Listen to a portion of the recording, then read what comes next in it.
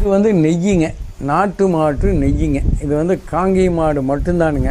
நாங்கள் வந்து பெரிய லெவலில் பண்ணுறது இல்லைங்க. எங்கள்கிட்ட ஒரு 23 மாடு தான் இருக்குமுங்க. ஒரு 7-8 மாடு தான் கறக்குமுங்க.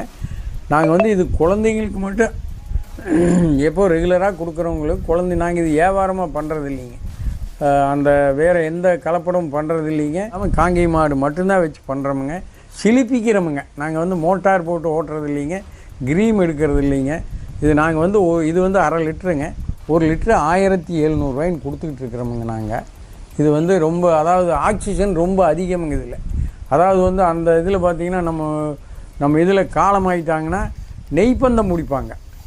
நெய்ப்பந்தம் முடிக்கிறதுனா அந்த துணியை சுற்றி அதை நெய்யை நனைச்சி பிடிப்பாங்க. அதாவது ஒரு 10 மில்லி நெய் வந்து ஒரு டன் ஆக்சிஜனை ப்ரொடியூஸ் பண்ணுங்களாம். ஒரு டன் ஆக்சிஜனை அந்த இடத்துல சுற்றி, அதனால அந்த சவத்திலேருந்து வர இதையெல்லாம் தடுக்காட்டிடுங்க. நெய்யுக்கு வந்து அவ்வளோ